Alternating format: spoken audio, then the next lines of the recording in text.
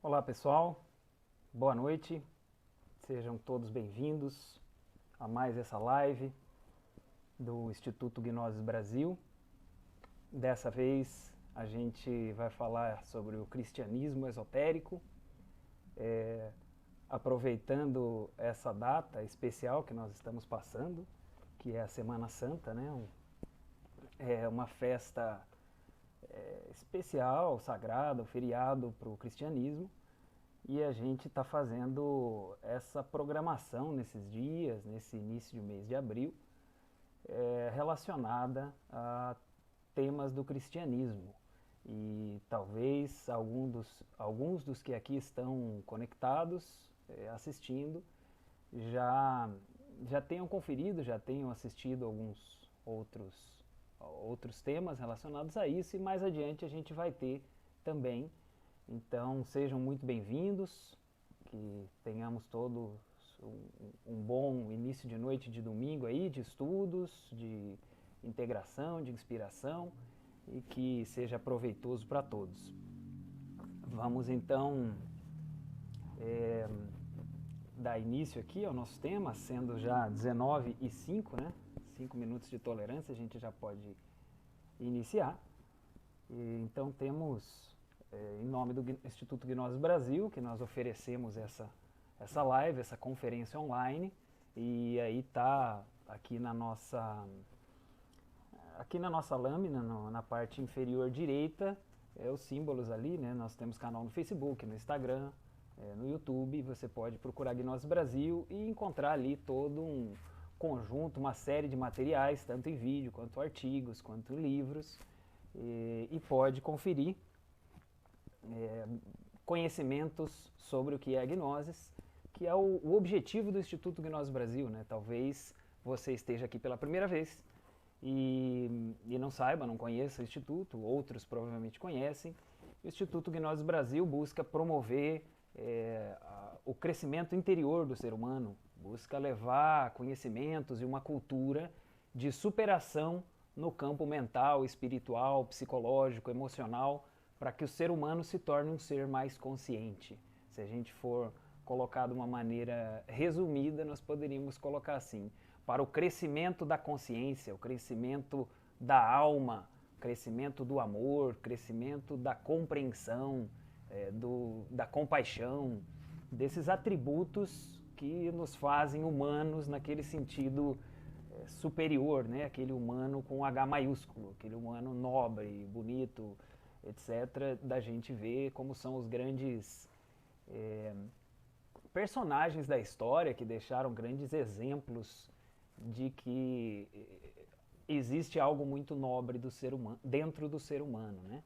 Porém, a gente também sabe que isso precisa ser exercitado, precisa ser trabalhado, porque como existe uma natureza superior em nós, também existe uma natureza inferior, mais pro lado do animal, do instintivo, uma natureza que briga, que odeia, que tem egoísmo e que não compartilha as coisas, que destrói, né? E então nessa relação que temos com a nossa natureza superior e com a natureza inferior é que está a necessidade de um estudo, a necessidade de uma cultura que nos permita desenvolver a nossa natureza superior, como foram os grandes sábios, filósofos de todas as épocas. A isso se dedica o Instituto Gnosis Brasil, de uma forma sem fins de lucro, levando esses estudos, levando conferências, cursos, de forma gratuita em todos os confins aí do nosso país, em todos os estados do nosso país e também internacionalmente, já há várias décadas. Então vamos dando continuidade. Meu nome é Rodrigo Castro, sou instrutor do Instituto Gnosis Brasil, assim como vocês também vão conhecer outros aqui nessas lives, nessas conferências. E vamos dando entrada já então ao nosso tema de hoje.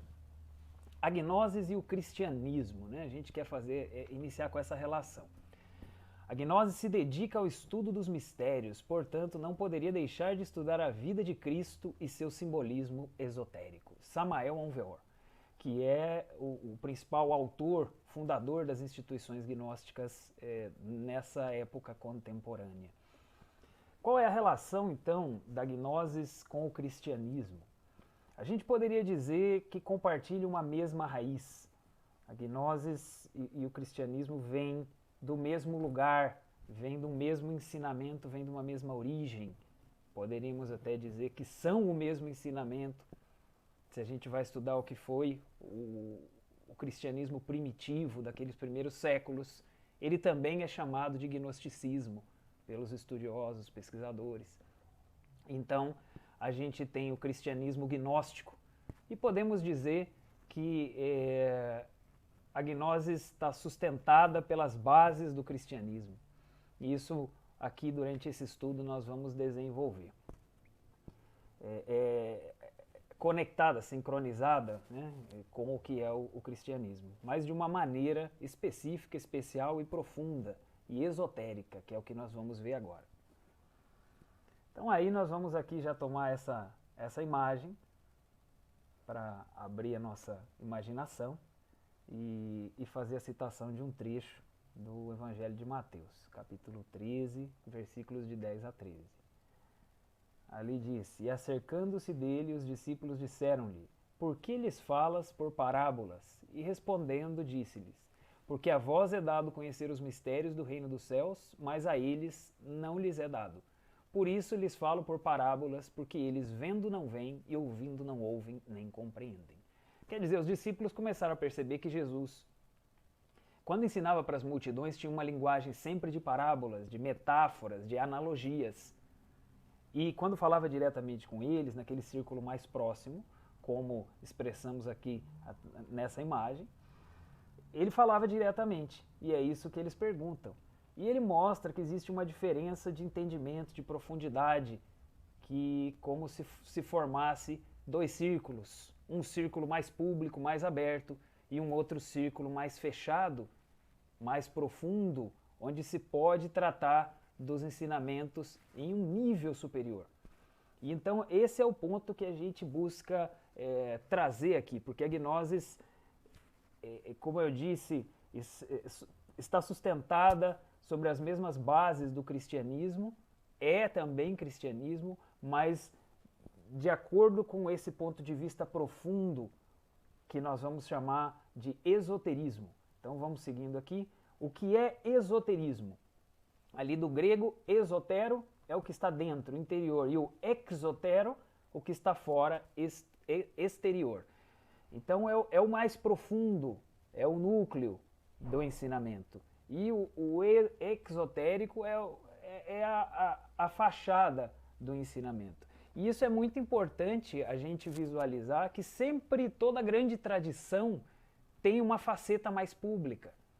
Toda grande escola, filosofia, tem uma face pública e tem uma face mais aprofundada para aqueles discípulos que estudam bastante, que levam a sério. É outro nível de estudos com eles. Então ali estão mistérios que as pessoas de fora não conhecem. Não conhecem, não sabem. Eles podem até dizer que pertencem à mesma escola, mas não necessariamente têm acesso àquele conhecimento no nível mais profundo. Isso vamos explicando e desenvolvendo aqui. Dessa maneira, para estudar o esoterismo do cristianismo, a gente vai ver ali que existe a história do Cristo como exotérico, né? Como de fora, a parte visível, pública. E o esotérico, que é o drama do Cristo. E aí isso é muito importante para a gente entrar, por exemplo, no estudo das escrituras sagradas, dos evangelhos, que é algo que a gente vai tocar hoje.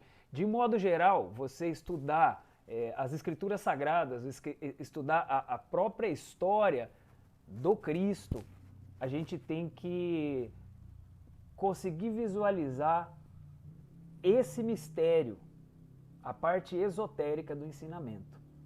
E aí é a forma como a gnose interpreta. Quer dizer que a história do Cristo, para explicar isso eu vou já exemplificar, né? Ilustrar. A história do Cristo, esse drama do Cristo, não é simplesmente uma história. É um ensinamento. Isso é importantíssimo. Esse é o ponto de partida de tudo.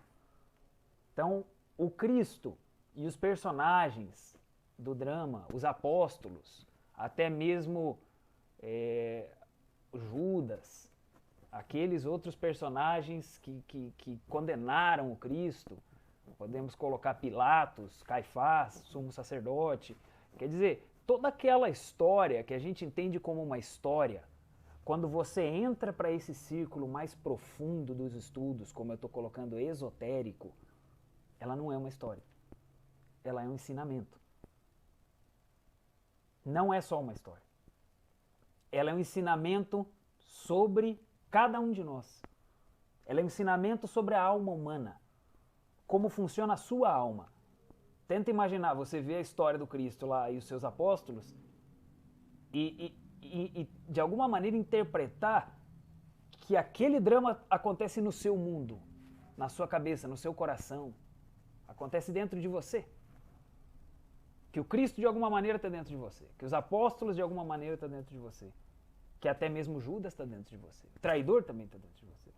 Então, é dessa maneira que a Gnosis interpreta o cristianismo nessa maneira esotérica, nessa maneira profunda, que é entendendo a Bíblia não é simplesmente um livro de história.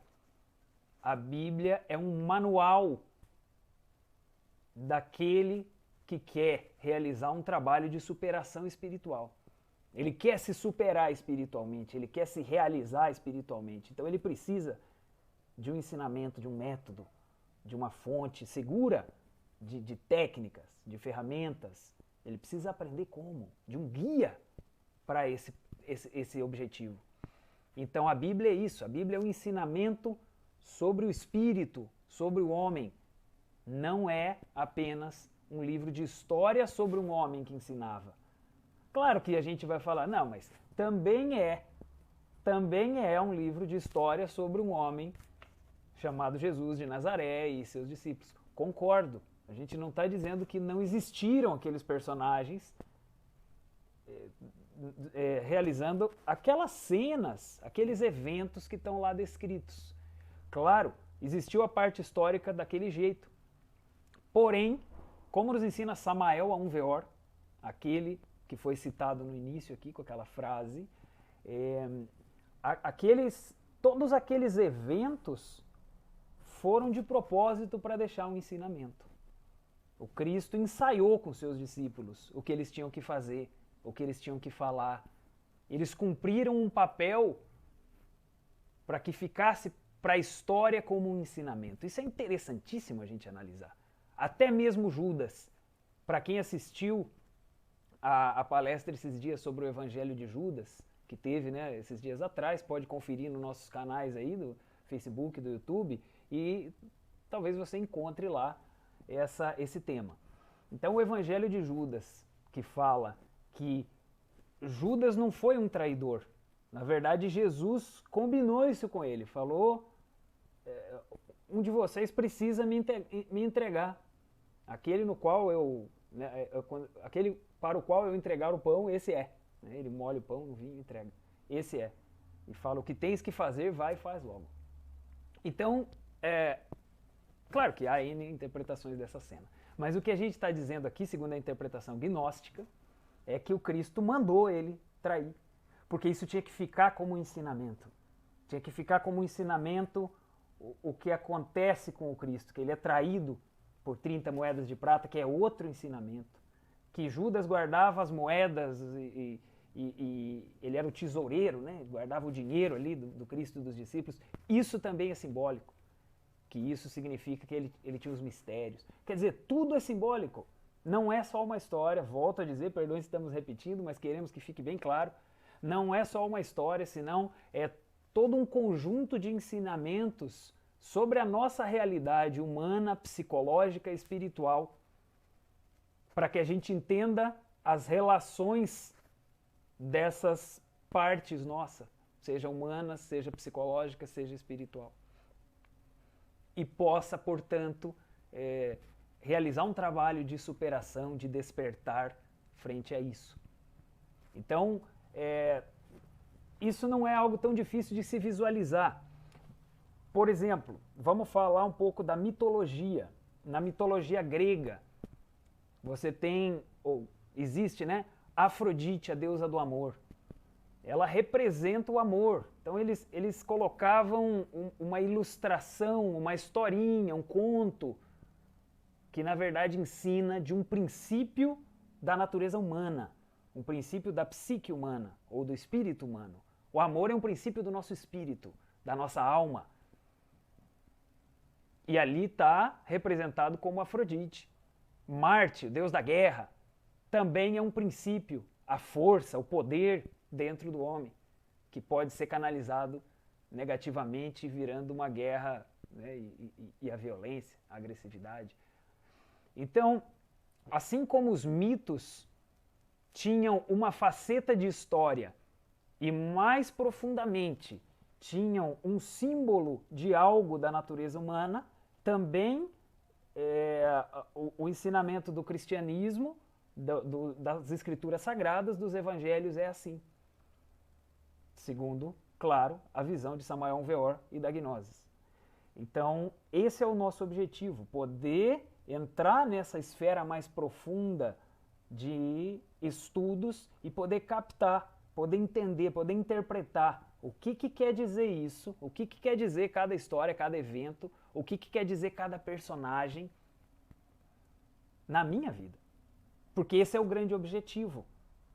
Na verdade, não adianta nada a gente memorizar todas aquelas passagens, saber citar versos bíblicos a todo momento, se a gente não encontrar aqueles personagens dentro de nós mesmos. Esse é o grande objetivo, encontrar os personagens dentro de nós mesmos, porque aí está o tesouro. O Cristo é o sol dentro de nós, é a luz, é o amor, é o nosso espírito, é o centro de tudo. E ele tem os apóstolos, que a gente entende como capacidades do próprio ser, do espírito, poderes do ser, atributos do ser, e que o Cristo reúne os apóstolos, quer dizer, o Espírito reúne os seus atributos, as suas virtudes, de modo que cada pessoa que vai seguir esse guia, como eu estou falando que é um guia, essa história é um guia, esse ensinamento, vai procurar dentro de si o Cristo como uma força, como um princípio que se sente, como uma luz, como compreensão, e vai buscar desenvolver também esses atributos, essas capacidades que estão relacionadas com os apóstolos. Então já deixo o convite aqui. Vai ter uma conferência, uma live na semana que vem só sobre os 12 apóstolos. Acompanhem a nossa programação. Aí vai se falar de cada um. É que como é um estudo mais extenso, não daria para fazer tudo no mesmo dia. Mas então, os apóstolos estão dentro de nós e são capacidades das quais nós precisamos. E Judas também está dentro de nós. Então o princípio também da traição também está dentro de nós. Tudo isso é necessário conhecer para que o Cristo triunfe dentro de nós. E o Cristo daí a gente não estaria falando de Jesus, de um Cristo lá de fora, senão daquele mesmo princípio aqui dentro de nós mesmos. Então esse é o nosso propósito, encontrar em nós os ensinamentos. Esse é o propósito que a Gnosis tem para o estudo do esoterismo, para o estudo do cristianismo, e vamos mais longe. Como afirma Samael Aun Weor, esse foi o propósito também de Jesus de Nazaré. O Cristo ensinou para que cada pessoa conseguisse viver aquilo dentro de si mesmo, e não apenas acreditasse nele. Não apenas acreditasse nele, mas encontrasse aqueles mistérios dentro de si. Então isso é revolucionário se a gente for analisar, na maneira de encarar o cristianismo, interpretar e, portanto, viver e praticar o cristianismo. Então vamos dando sequência aqui, relacionada a isso, a uma passagem, João 10:34, respondeu-lhes Jesus, não está escrito na vossa lei, eu disse, sois deuses?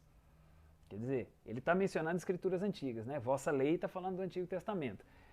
Já não está dito que nós somos deuses? Então esse é um princípio interessante, assim, né? Se a gente imaginar que cada um de nós é Deus. Opa, mas peraí, não, Deus é Jesus, Deus é o Pai de Jesus. A gente não. Mas nessa maneira como nós estamos colocando, O Cristo também está dentro de nós, então nós também somos parte de Deus.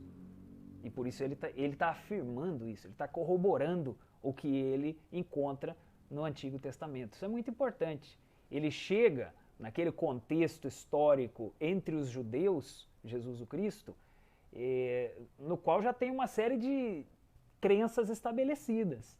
Os judeus já têm o Antigo Testamento, e a lei de Moisés, os 10 mandamentos, já tem uma série de leis que eles acreditam estar cumprindo bem. E Jesus vem ali justamente e mostra para eles que eles não estão cumprindo bem. Mas não é que ele vem mudar a lei, ele não vem discordar das escrituras antigas, de Moisés, ou de Elias, ou de Davi, ou dos profetas do Antigo Testamento, dos ensinamentos do Antigo Testamento. Ele não vem dizer, isso aí estava tudo errado, agora eu vou dizer qual que é o certo. Ele não fez isso. Ele vem para ensinar, na verdade, como se deveria interpretar corretamente aquilo ali, porque com o passar do tempo, aqueles judeus daquela época estavam interpretando de uma forma equivocada os ensinamentos. Então ele fala, eu não vim para revogar a lei, senão para cumpri-la. E por isso nós vemos citações, né, de leis e de passagens do Antigo Testamento no Novo Testamento, que já é da época de Jesus. Bom, então, mais um trecho, o Evangelho de João. Na verdade, vos digo que aquele que crê em mim também fará as obras que eu faço e as fará maiores do que estas, porque eu vou para o meu Pai. Quer dizer, ele dizer que é possível alguém fazer a obra maior do que a dele é uma coisa impactante para qualquer um de nós, né? Qualquer um, sã consciência, diria, como assim? Como assim que eu, mero mortal, ou qualquer um de nós, vai poder fazer essas obras que o Cristo realizou? Milagres e etc, etc, etc. Então é um grande mistério, mas ele deixou esse ensinamento aí, querendo dizer que, de alguma maneira, nós também temos o princípio divino dentro de nós e que podemos ativá-lo, encontrá-lo, desenvolvê-lo. E aí, paro para fazer um parênteses aqui, que no ensinamento gnóstico a gente fala sobre a essência divina, a chispa divina, talvez você já tenha ouvido falar, que é um princípio de Deus em nós.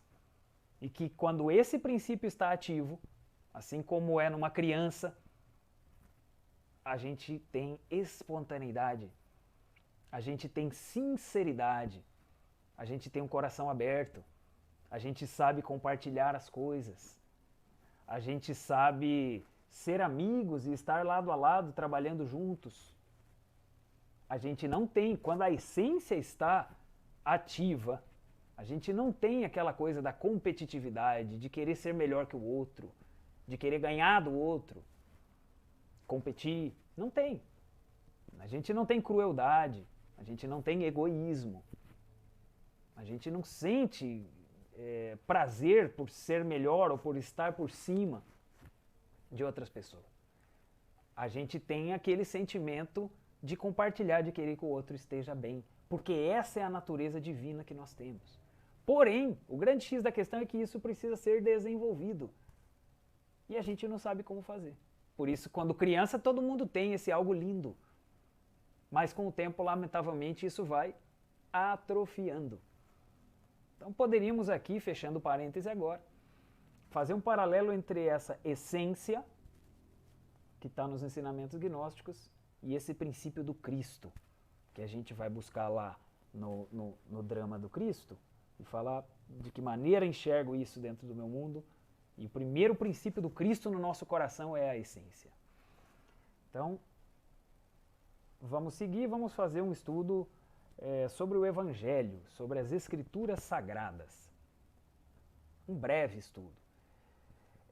O que são os Evangelhos? Para nos localizar. Evangelho significa boa mensagem, boa notícia ou boas novas, derivando da palavra grega euangelion. Então, talvez seja o que o pessoal mais conhece, as boas novas, né? Quer dizer que ele vem trazer uma novidade, ele vem trazer um algo que as pessoas não sabiam. Então Cristo vem e traz e fala, o reino dos céus está próximo.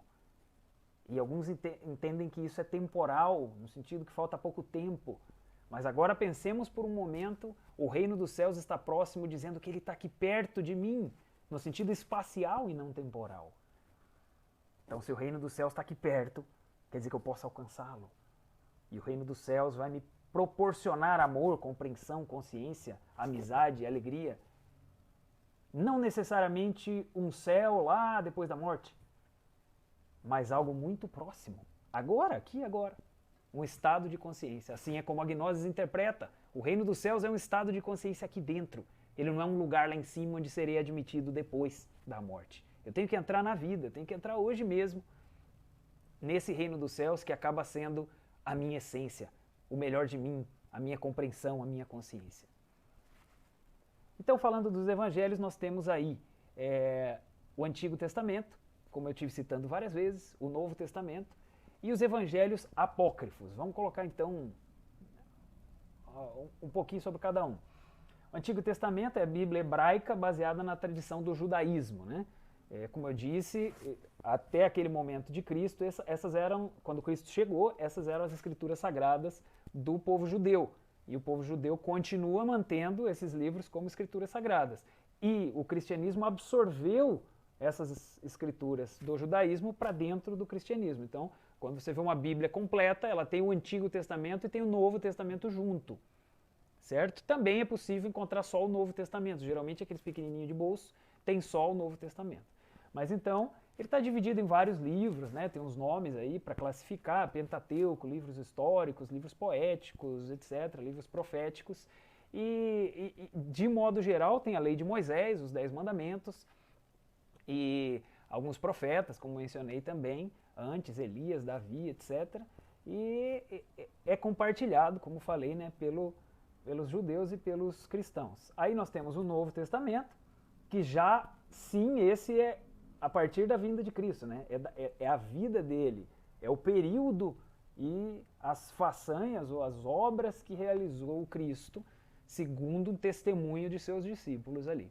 Então trata da vida, morte, ressurreição e ascensão de Jesus Cristo e o apostolado de seus discípulos, que seguiram escrevendo, né, seus evangelhos, dando um testemunho e dando um ensinamento, levando adiante esse ensinamento.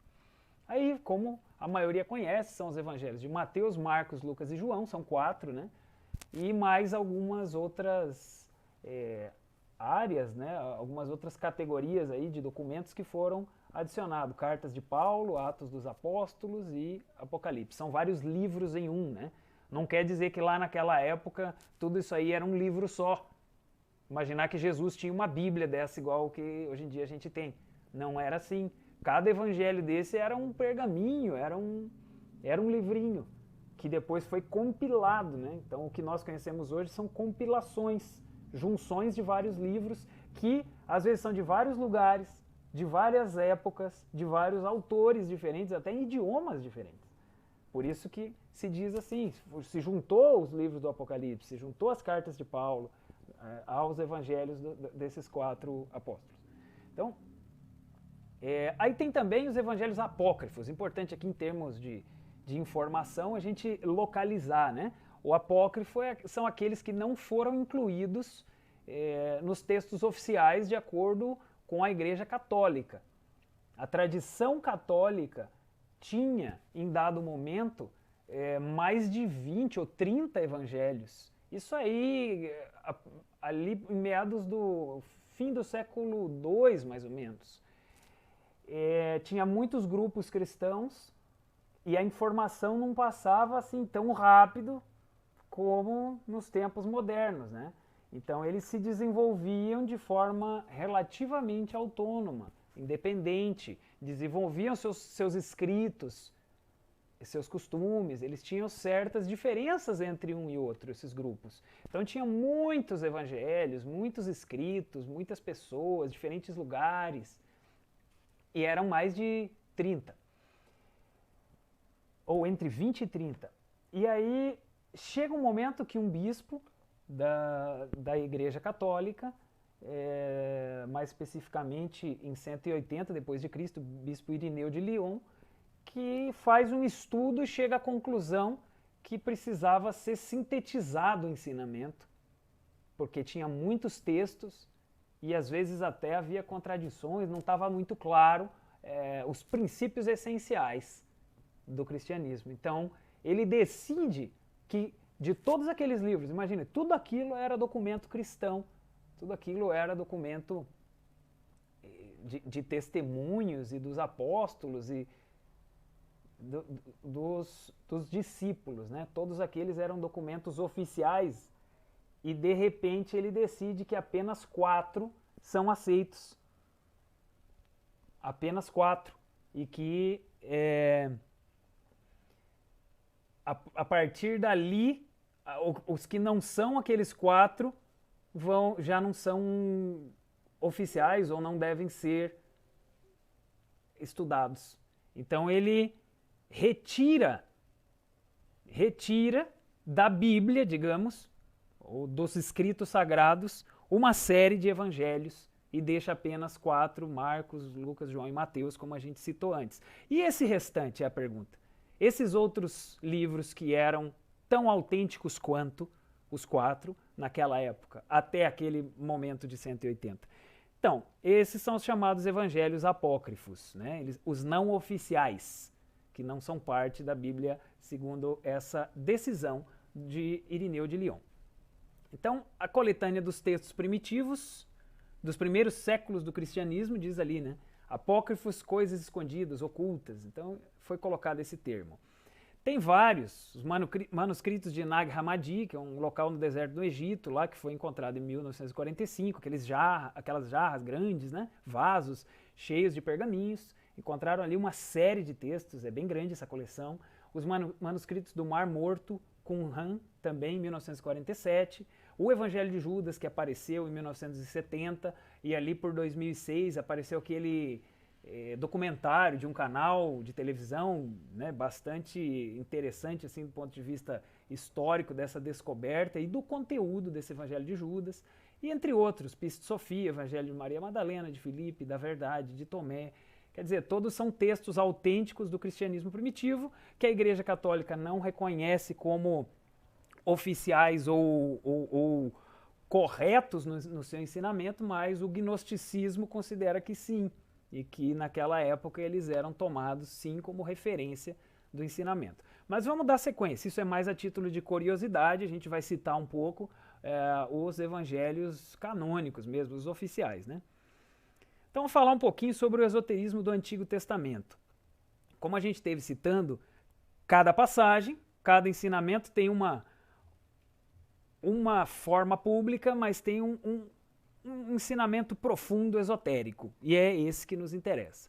Então, o episódio da criação do mundo do homem, o Gênesis, como que a maioria das pessoas interpreta isso aí?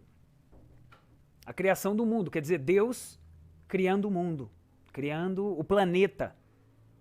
Essa é um ensinamento colocado assim de uma maneira global. A gente chama macrocósmica.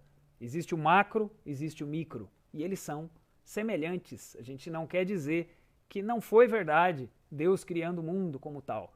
Porém, o que nos interessa desse ensinamento é que essa é uma criação do mundo dentro do ser humano. Esse é o ensinamento esotérico. Esse é o mistério. Então, quando se diz ali, no princípio criou Deus o céu e a terra. Esse céu e a terra, imagina que está criando o planeta, mas ele está falando, na verdade, do céu dentro de nós e a terra em nós. A gente descobriu o céu como consciência em nós e discernir da matéria da nossa terra em nós.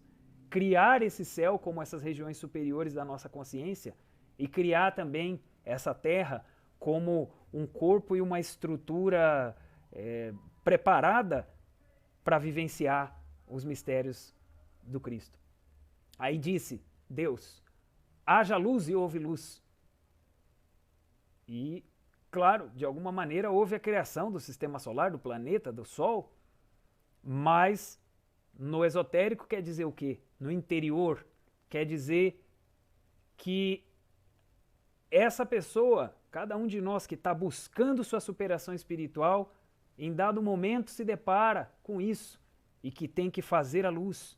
Dentro de cada um de nós, o nosso espírito, o nosso ser, produz essa luz. e cada um de nós desperta a sua consciência. A consciência desperta permite as capacidades humanas alcançarem níveis inimagináveis por nós. Existem muitos potenciais humanos da nossa consciência, da nossa alma, que não são aproveitados. E então, quando acontece esse mistério dentro de nós, quer dizer que a nossa consciência está despertando, e assim nós estamos atualizando aquele ensinamento bíblico dentro do nosso mundo, porque de nada adiantaria decorar tudo e que não houvesse a luz aqui dentro, e a gente continuasse tendo uma mente comum e corrente, confusa, medrosa, complicada. Não. A mente de um sábio é uma mente onde tem luz, é uma mente serena. E assim é a mente onde Deus vai crescendo. Então essa é uma criação que deve ir acontecendo dentro da pessoa que está realizando um trabalho sobre si mesmo.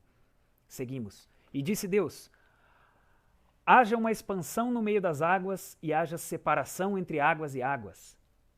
Então esse é um mistério também. As nossas águas estão relacionadas às nossas próprias energias do corpo. Vários tipos de energia tem o corpo. Energia emocional, energia mental, energia instintiva, energia sexual. E nessas energias nós encontramos uma qualidade superior e também uma qualidade inferior. E quando se separa águas das águas, está se purificando as nossas águas. Está se separando o que é superior do que é inferior. Está se fazendo uma seleção, um discernimento no nosso mundo frente às nossas energias, nossas emoções, nossos impulsos, nossos desejos. Está se realizando uma criação interior. Então esse é um aspecto do Gênesis acontecendo no mundo da pessoa. O mundo está sendo criado por Deus dentro da pessoa, imagina. Esse é muito misterioso. E aí vale a pena dizer que, segundo o próprio...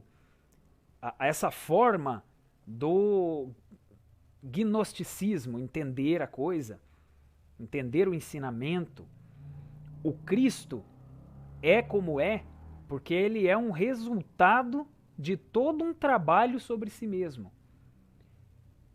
Ele era um homem que foi se construindo e chegou a ser um iluminado. Assim foi o Buda. Ele era um homem que fez um trabalho sobre si mesmo de despertar, um trabalho de purificação, um trabalho sobre a sua consciência, sobre o seu mundo interior. Ele eliminou o que não precisava, o que ele atrapalhava, e ele soube despertar e valorizar o que ele tinha de melhor. Então ele vai se tornando um iluminado. Muitas vezes na religião, principalmente no cristianismo, nós temos a ideia de que o Cristo já nasceu Cristo, que ele sempre foi perfeito e que ele não teve que fazer esforço para chegar àquele nível, porque ele era o Filho de Deus e pronto. Porém, como se entende no gnosticismo, respeitando, lógico, todas as interpretações, a gente não está aqui para competir, cada um tem direito de acreditar do jeito que quiser, não tem problema. Mas de acordo com a forma do gnosticismo, ele foi desenvolvendo, ele foi um homem com imperfeição. E todos somos filhos de Deus. E todos podemos, a partir da imperfeição, trabalhar para a perfeição, para conquistar a perfeição, para desenvolvê-la em nós.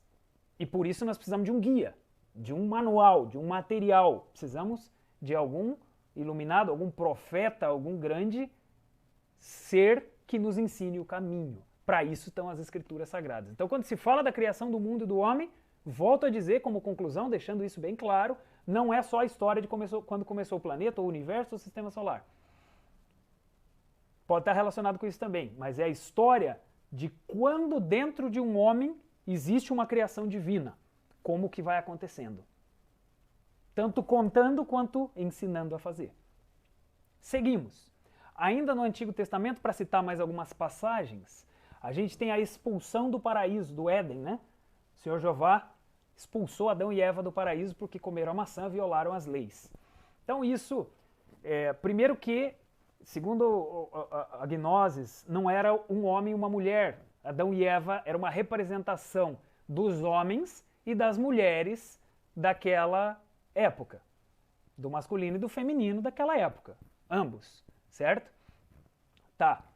Mas, sim, foram expulsos do paraíso, mas o que isso representa nesse esoterismo, nesse aspecto interno? O paraíso é um estado de consciência. O paraíso é estar em paz. E uma paz preenchido de amor, de compreensão. Estar inspirado, estar vendo o lindo da vida. E ser expulso do paraíso é perder esse nível de consciência e cair no nível inferior de confusão. Um nível de ansiedade, de medo ou de ignorância. Um nível de não felicidade. Imagine, se a gente tiver com o nosso espírito totalmente conectado, como estavam aqueles homens e mulheres do Éden, nós estaríamos em êxtase. Felizes, amorosos, em paz. Porém, perdendo esse nível, a gente entrou na complicação. A gente entrou numa esfera animal. A gente deixou de ser angélico e foi passando a ser animal. E isso acontece dentro de nós. Então, conseguir encontrar céus e infernos dentro de nós mesmos como estados de consciência é o esoterismo desse ponto. Para voltar a reconquistar o paraíso não é só agradar um Deus com a crença nele ou com alguns comportamentos, mas é reconquistar internamente aqueles estados que correspondem ao paraíso, aqui dentro, tá? Então, Moisés é a libertação do povo de Israel da prisão do Egito. Vou citar rapidamente, que o nosso tempo está avançando rápido. O relógio está um pouco acelerado, não sei porquê. Mas então, esse trecho é parecido. Moisés, a gente conhece essa parte como um evento histórico, que Moisés vai guiando o povo de Israel, né, libertando da prisão do Egito, do faraó, e tem todos aqueles eventos que talvez alguns conheçam, de abrir o Mar Vermelho para passar, e o exército do faraó, dos egípcios, não consegue passar, etc. Porém, tudo isso aí está sintetizado em algo interior também. Esse povo de Israel está relacionado ao povo ou às pessoas que estão realizando um trabalho espiritual, porque são 3 letras, Is-Ra-El. É o pai, a mãe e o filho. Isis, Ra e El é o filho. Então é esse povo que se liberta do Egito, que representa uma mente confusa, e vai para a terra prometida, que representa o coração, e que é o mesmo paraíso. Então você vê, é semelhante. Só que Moisés é uma força dentro de nós. Então aí a gente tem que encontrar como se trabalha com essa força. Então nós temos exercícios para se trabalhar sobre as energias do próprio ser humano. E essas energias vão permitir, imagina você fazer uma série de exercícios, assim como os orientais na yoga, até nas artes marciais antigas, tinham tantos exercícios, meditação, posturas, tantas disciplinas para poder mover certas energias do corpo.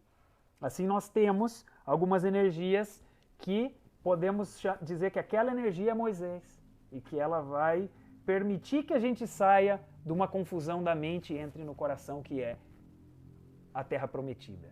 E volto a dizer aqui, é o Egito. E o Decálogo, os 10 mandamentos, também nós estudamos um por um, nesse aspecto mais profundo. Volto a ressaltar, para que fique claro para todos, nesse aspecto esotérico. Então, o amar a Deus sobre todas as coisas não é simplesmente amar um Deus que está lá em cima. Também tem Deus lá em cima, viu? Não estamos dizendo que não é verdade. Mas a grande questão é o Deus que está aqui dentro. Não adiantaria eu afirmar Deus lá fora com a palavra e negar Deus aqui dentro como amor, como compreensão. Aqui dentro abrigar o ódio em vez do amor, eu estaria negando o Cristo aqui dentro. Imagine isso. Mesmo que eu falasse Cristo toda hora. Assim é a interpretação do gnosticismo sobre o cristianismo.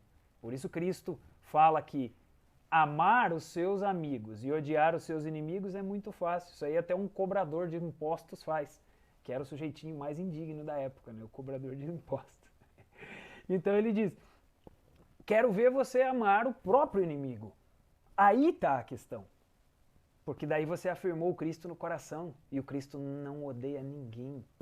O Cristo é uma força dentro de você, que na hora que aparece o ódio, ela empurra a força do Cristo para fora.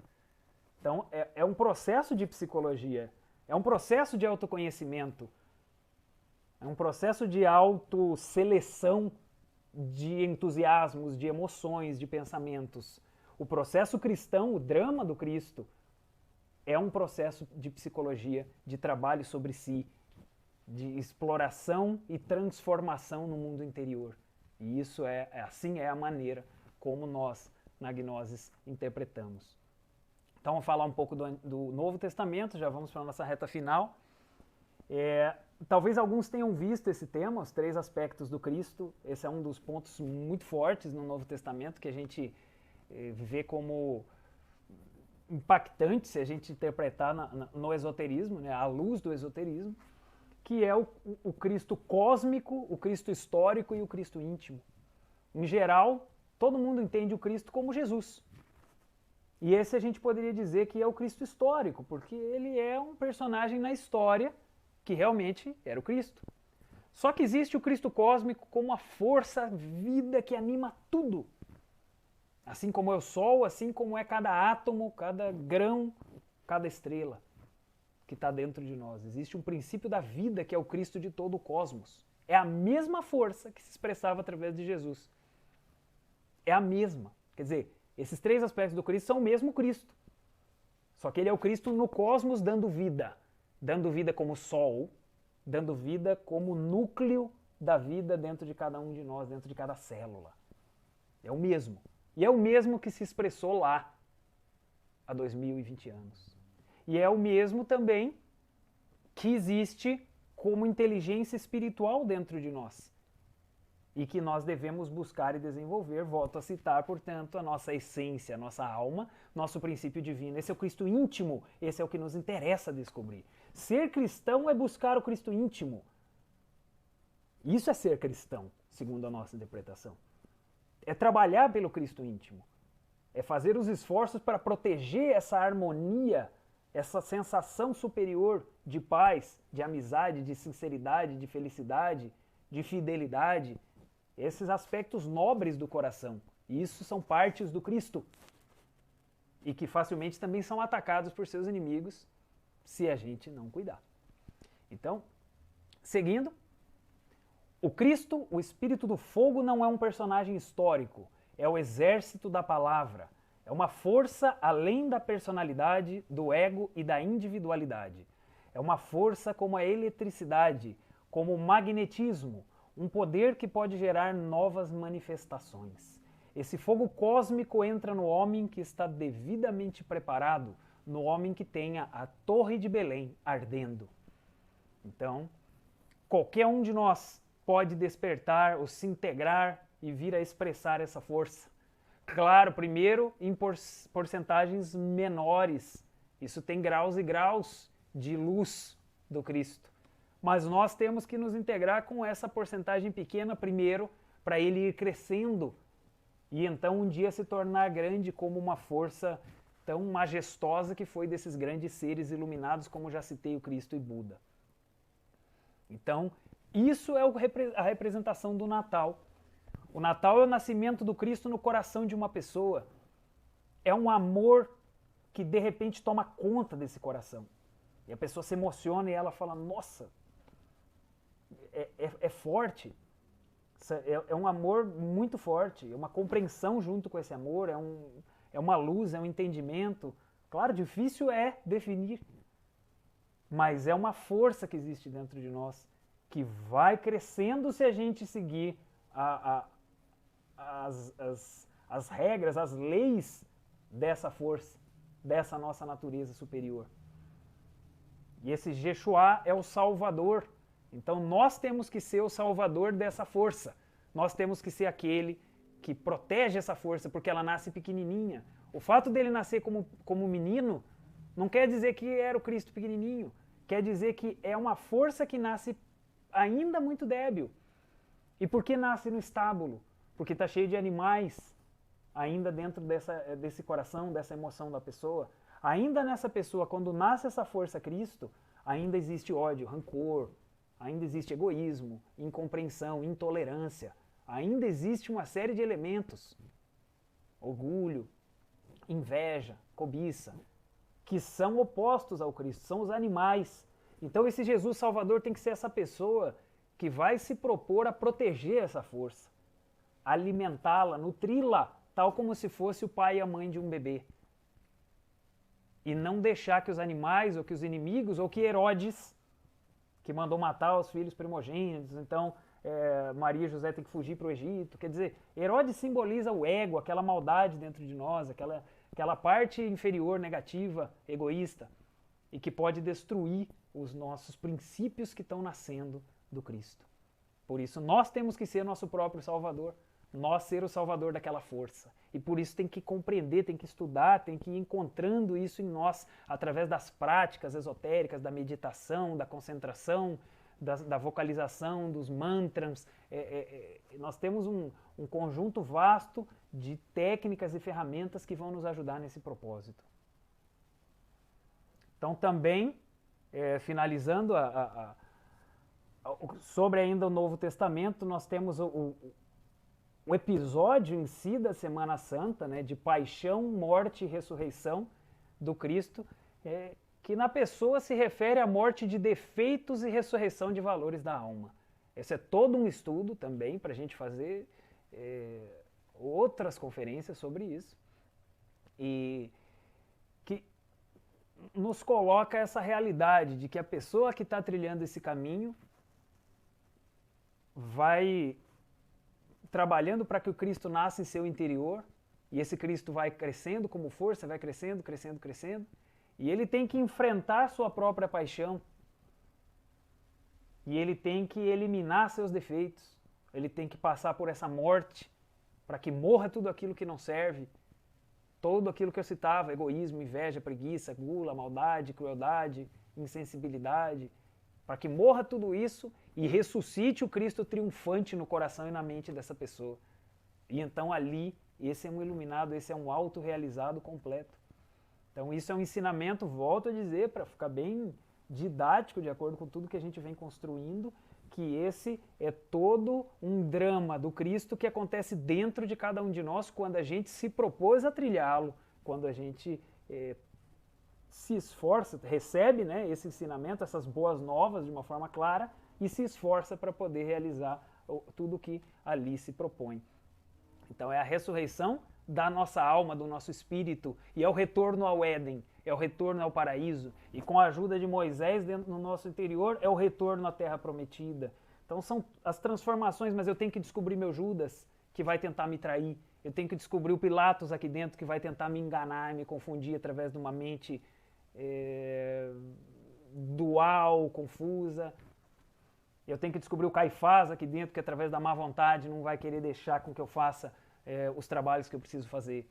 Então todo aquele drama está dentro de cada um de nós e todos os personagens estão dentro de cada um de nós, de modo que não adianta de nenhuma maneira a gente se rebelar contra aquele Judas histórico, achando que ele estragou tudo. Sim, vale a pena se rebelar contra um Judas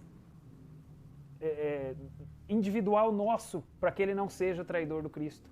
Vale a pena ser um revolucionário dentro do nosso mundo interior, para vencer todos os aspectos que enfraquecem o nosso Cristo. E para poder desenvolver, lutar por tudo aquilo que acende, alimenta o nosso Cristo. Como essa força de amor, volto a dizer, dentro de nós. Força de luz, de compreensão dentro de nós. E então, uma síntese desse trabalho ali, em Mateus 16, 24, Jesus disse então aos discípulos: se alguém quiser vir comigo, negue a si mesmo, tome sua cruz e siga-me. Então aí ele está sintetizando, porque é negar toda essa natureza inferior. Tomar sua cruz está relacionado a certos trabalhos com as energias criadoras, que nós vamos estudar mais adiante. E siga-me está relacionado a todo um trabalho de sacrifício pela humanidade. Então assim a Gnosis traduz essa síntese que o Cristo coloca aí, dessa forma aqui, ó. Se realmente quisermos o Natal do coração, é urgente uma tremenda revolução da consciência, revolução do Cristo nesse mundo. Então a revolução da consciência tem os 3 fatores básicos: morrer, que é eliminar toda a maldade, como citei algumas vezes, o egoísmo, a luxúria, a inveja, a preguiça, a gula, o ódio. O nascer, que é o trabalho com suas próprias energias, equilibrando e elevando a qualidade das suas energias, das suas emoções, dos seus estados, e o sacrifício pela humanidade ajudando os outros. Então volto a fazer a relação, quem quiser vir após mim, negue-se a si mesmo, e aí eu morrer, porque temos que matar o falso inferior em nós. Tome sua cruz, porque ao nascer com essa série de trabalhos com as nossas energias que vão nos preparando. E siga-me é o sacrifício pela humanidade, porque a gente precisa levar para as outras pessoas uma ajuda, um serviço, um ensinamento, o que sirva a humanidade. Dessa forma a gente vai tendo direito de poder fazer com que no nosso coração vá nascendo a força do Cristo, porque o Cristo é sacrifício, o Cristo se doa, o Cristo doou a sua vida completamente, e quando dizem ele morreu por nós, é muito real tudo isso. Só que dentro da interpretação gnóstica isso não significa que já estejamos salvos, quer dizer, a gente ainda precisa fazer todo um trabalho, mas que ele deu a vida sim para nos ajudar, isso é um fato. Então, já entrando aqui no final, né, já são exatamente 20 horas, a gente começou às 19h05, são 55 minutos direto aqui no estudo. O tempo passa muito rápido, né? E claro, gostaríamos de estudar mais pontos com vocês, mas isso vai ficando para as próximas lives e para os estudos aprofundados também, para todo aquele que continuar nos nossos estudos, nos nossos grupos e etc. Certo, gente? Então, antes ainda de finalizar, nós vamos responder algumas perguntas aqui que o pessoal mandou, e vamos ver aqui se em alguns 5, 10 minutinhos a gente responde as perguntas e avalia. E finaliza, perdão. Então, pergunta 1. A Bíblia diz que Adão e Eva foram expulsos por comerem o fruto da árvore do conhecimento.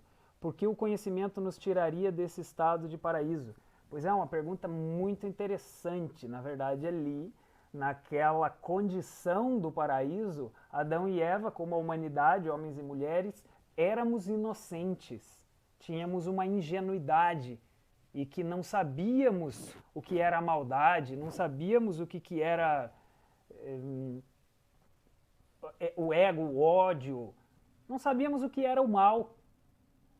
E então foi com a saída daquele estado paradisíaco, que por um lado é terrível, porque é o sofrimento, etc., mas por outro lado também é a oportunidade de conhecer algo além do que eles conheciam, de perder a ingenuidade, a inocência. Então, quando conhece o mal, é que ele se dá conta que existe o bem e o mal, que existe a luz e as trevas. E quando ele sofre com o mal, aí sim ele valoriza o bem. Aí sim ele percebe como o paraíso que ele tinha era maravilhoso. Porque quando ele estava lá dentro, ele não conhece nada diferente daquilo, ele acha que aquilo é qualquer coisa, comum e corrente. Que nem aquele jovem adolescente que sempre teve tudo, para ele isso é normal. Mas se um dia ele sai de casa e sofre, fica sem dinheiro, tem que lavar, comer, passar, tem que fazer de tudo, trabalhar para pagar suas contas, daí ele fala, nossa, como era bom na casa do meu pai, meu Deus, era uma maravilha, tinha tudo prontinho. Quer dizer, a saída dele serviu para amadurecê-lo. Então é semelhante. Essa perda do estado angélico é também uma oportunidade de adquirir conhecimento. Então tudo é simbólico. Olha, a gente poderia dizer que todo ensinamento tem um simbolismo, mas não é que é só simbólico. Tivemos sim eventos reais, físicos. Judas foi lá realmente, traiu Cristo, assim, digo fisicamente como um evento, sim. Mas na verdade isso só foi feito para deixar o simbolismo. Judas nunca ia trair o Cristo. Ele era um discípulo que amava o Cristo.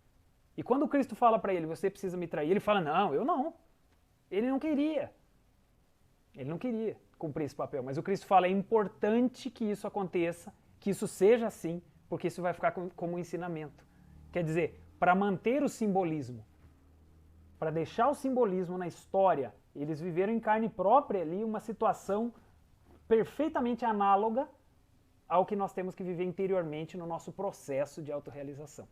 Então sim é simbólico, mas sempre está correlacionado a algum evento de realidade física. Os ensinamentos bíblicos não ficaria comprometida? já que não temos a totalidade, sim partes escolhidas dos testamentos que foram direcionados para o próprio interesse da Igreja Católica.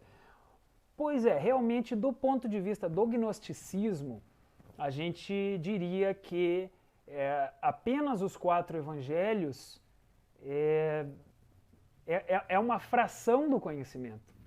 E tem outras áreas que ficaram de fora e que é necessário para o nosso ensinamento, para o nosso desenvolvimento.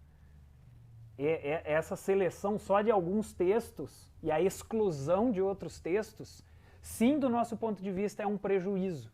E por isso, no gnosticismo atual, contemporâneo, a gente resgata aqueles ensinamentos. Samael Aun Weor, com seus livros e seus discípulos, Laxmi Daimon, resgatam esses ensinamentos que ficaram para fora nos evangelhos apócrifos. Não quer dizer exatamente que a gente esteja estudando os evangelhos apócrifos assim no dia a dia, porque os mesmos ensinamentos dali foram reescritos para uma linguagem mais atual. Então a gente trabalha e estuda com os livros dos autores gnósticos da época, sobretudo de Samael Aun Weor, certo? Mas sim, a gente precisa do ensinamento mais amplo, mais completo, sim. Então, por isso convidamos a todos vocês a conhecer essa bibliografia de Samael Aun Weor e essa amplitude do que é o cristianismo quando estudado dessa maneira profunda, esotérica. Próxima. A grande maioria das pessoas tem essa fé no cristianismo. Minha pergunta é, toda essa busca por conhecimento é baseada na vida de Cristo? Pois é, muitas pessoas enfocam a sua fé na vida de Cristo. E a vida de Cristo, claro, é inspiradora, é um grande ensinamento para nós. Mas do ponto de vista da gnose, nós baseamos a nossa fé no nosso próprio trabalho, no nosso próprio Cristo, digamos, que tem que crescer. Não adiantaria, Samael Aun Weor, da Gnosis, ele diz muitas vezes, de nada valeria o Cristo ter nascido há 2000 e tantos anos se não nascesse no nosso coração aqui. Então não dá simplesmente para a gente basear a nossa fé, a nossa crença nesse ser histórico lá atrás. A gente tem que ter essa fé aqui atualizada e relacionada ao nosso mundo interior. Porque o Cristo tem que aparecer como amor, como compreensão no nosso mundo interior. Caso contrário, como eu falei antes, a gente poderia estar afirmando o Cristo em palavras e negando o Cristo em sentimento, dando aqui espaço ao ódio, etc. Próxima. Sobre o êxodo hebraico, o fato histórico se tornou a parábola para o êxodo interior? Exatamente. Na verdade, os acontecimentos que a Bíblia conta, em alguns casos são acontecimentos mesmo, são fatos históricos, mas em outros casos eles nem aconteceram. Eles são ensinamentos, assim como a mitologia, como eu falei, mitologia grega, etc. Eles são histórias para levar adiante os símbolos. Então esse êxodo, claro, aconteceu também, mas ele trata de um êxodo interior que tem que acontecer. Nós temos que passar por diversos graus de êxodo. São níveis de êxodo. São níveis nos quais a gente vai abandonando um estilo de vida anterior, um estilo de vida comum e corrente, e vai passando a um nível de transformação, de regeneração, de autoconhecimento. Esse é um primeiro êxodo. Depois vai acontecer um outro êxodo interior, relacionado já ao despertar da consciência da pessoa. Então, são níveis de êxodo que sim devem acontecer no nosso mundo, e o fato histórico lá serviu para deixar, assim é, o ensinamento do que deve acontecer para cada indivíduo que está buscando a luz. Jesus não nasceu perfeito? Não. Segundo a Gnosis, não. Não é segundo a minha pessoa, é segundo os autores da Gnosis, Samael Aun Weor, não nasceu perfeito. Jesus nasceu, ele também tinha as imperfeições, como nós temos da ira, da gula, da preguiça, da luxúria, da cobiça. É lógico que ele já tinha um espírito grandíssimo dentro dele, ele já tinha uma alma, digamos, super exaltada, mas aquela pessoa humana também teve que trabalhar na sua juventude, também teve que lutar para conquistar a concentração, para conquistar o amor, para conquistar a lucidez. Ele teve que trabalhar para se elevar ao nível para se unir com o Pai. Porque uma pessoa comum e corrente, como nasce, não está em condições de se unir com o Pai. Tem que passar por uma série de aperfeiçoamentos. E ele também teve que fazer isso. E Samael Aun Weor, inclusive, narra algumas passagens, fala de alguns trechos em que Jesus viajou, esteve buscando aprendizado, ensinamento em outras regiões, em outros países na época, e até no Egito Jesus passou. E dali extraiu conhecimento também para ele depois sintetizar nessa doutrina tão perfeita que ele ensinou. Então ele passou uma primeira etapa da vida dele, buscando o aperfeiçoamento dele. E depois uma etapa de entregar já ao mundo uma sabedoria que ele já havia conquistado. Próximo. Fantástico o ensinamento desta live. Existe alguma Bíblia comentada de acordo com a interpretação gnóstica? Difícil conseguir interpretar de forma esotérica os ensinamentos presentes lá. Realmente, esse conhecimento é muito interessante e eu também sinto assim essa atração por textos e leituras, obras que façam essa correlação, que vão desvelando, como a gente chama, ou decifrando os ensinamentos e mostrando cada coisa, o que quer dizer. Então a gente poderia recomendar alguns livros. Tem o livro Matrimônio Perfeito, por exemplo, Samael Aun Weor fala bastante ali, assim, digamos disso, de religiões comparadas. Ele vai mostrando esse princípio esotérico do nosso interior, como isso estava no cristianismo e como isso também estava no budismo, etc. E que todas as formas religiosas fazem, na verdade, alusão a princípios interiores. Então, o Matrimônio Perfeito é um. Os Mistérios Maiores, de Samael Aun Weor, também fala disso.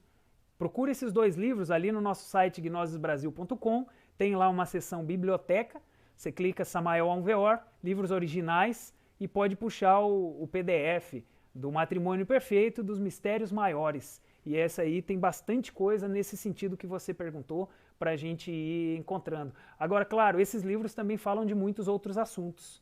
Então, não tem um livro só disso, mas você encontra bastante informação sobre isso, sobre Jesus e etc. Então, eu recomendo, você pode olhar no índice e ver os capítulos que dizem respeito a esses assuntos e poder ampliar o que nós aqui estamos introduzindo. Então, pessoal, acredito que vamos finalizando por aqui, já são 8h11, estamos dentro do nosso horário, né? E para nós foi uma grande alegria poder compartilhar com vocês desses ensinamentos que nos inspiram, para nós fazem muito sentido, a gente é muito grato por ter encontrado esse ensinamento na vida e por poder praticar, por poder compreender, por poder ter condições de trabalhar com isso, é algo maravilhoso, e saindo desses nossos próprios infernos e confusões e medos e etc, e gestando os céus dentro de nós, e encontrando Cristo como um princípio dentro de nós, isso é algo maravilhoso, muito prático e até além da crença, né? Porque é algo que se vivencia de forma concreta, de forma direta, né? Nós falamos muito da experiência direta, que não vale só crer no que o outro experimentou, mas eu tenho que experimentar por mim mesmo. E essa é a proposta da Gnosis, que a gente, nesses estudos, vá praticando, vá se desenvolvendo, vá experimentando por si mesmo